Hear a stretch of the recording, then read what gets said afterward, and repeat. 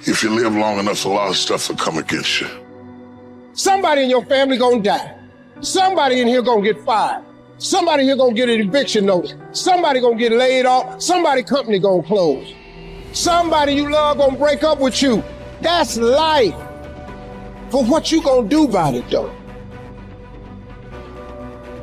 Life has a way of humbling you. Life will make you shut up. Life will mute you, shut you down. Because all of us, if you live long enough, will go through a period of feeling so overwhelmed that you think of one more thing, if the phone rings one more time, if I get another text, if I get another email, and sooner or later you feel, oh God, just get me out of this.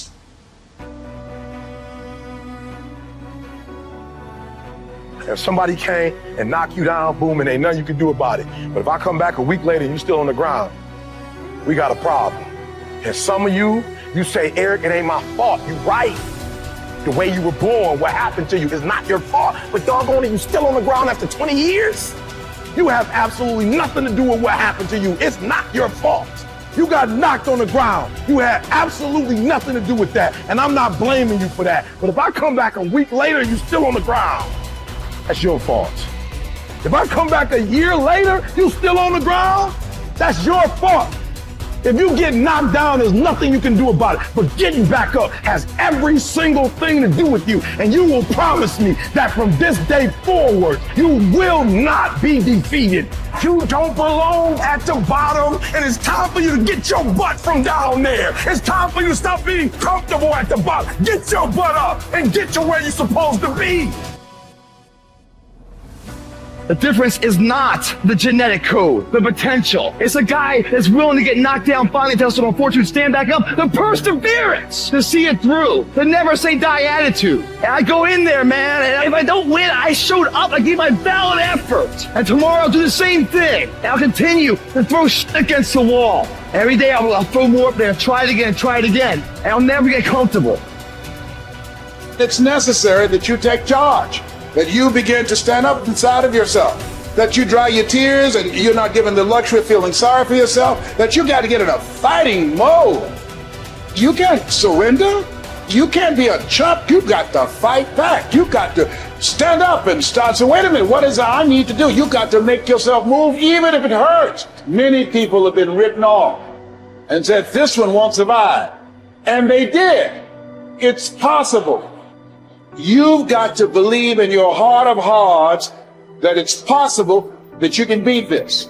Your belief, your faith, your drive, your determination, your persistence, your perseverance, your spirit. Greater is he that is in you than what's out here in this world. So you've got to decide, you've got to say, it's possible that I can beat this. And it's necessary that I do this. In spite of the pain and the conditions, you've got to mobilize your mind and your spirit. There's nothing as powerful. It's a made-up mind. You want affirmation, look yourself in the mirror and say, I think I can. I think I can. I think I can. I know I can. You're built to walk uphill.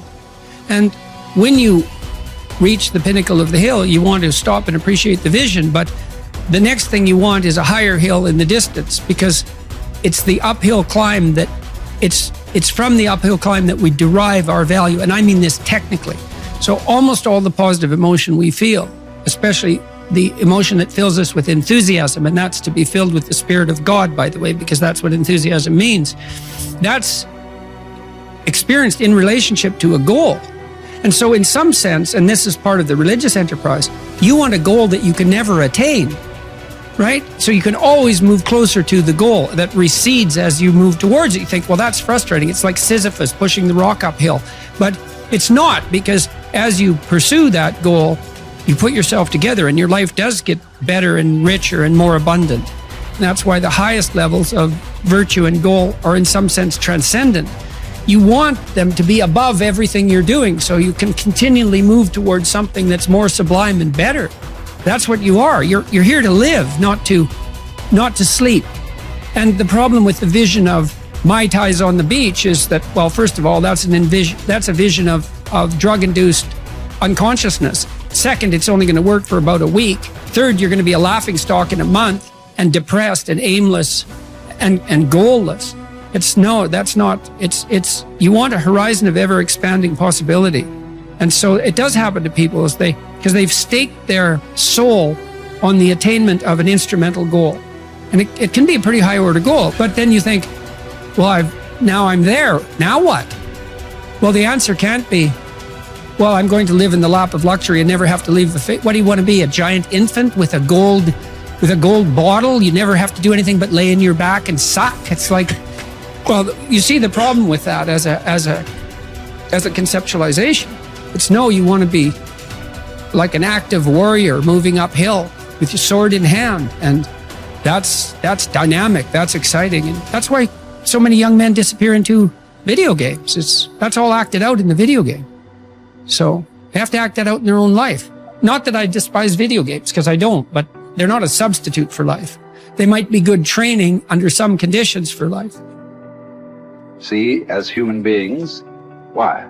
The only reason why we are dominating every other creature, including massive creatures, much bigger than us, more powerful, faster, quicker, in strength, in capabilities, why we are dominating all of them is our ability to use tools, isn't it?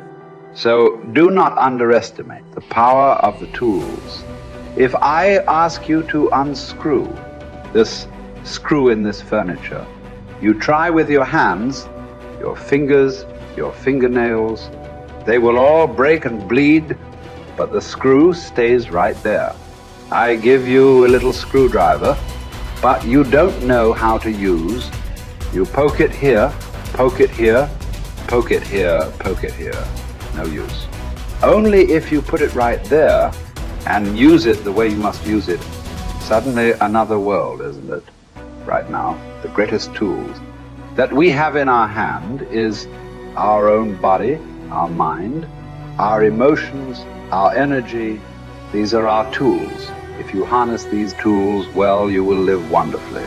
If you don't harness them, you will live badly.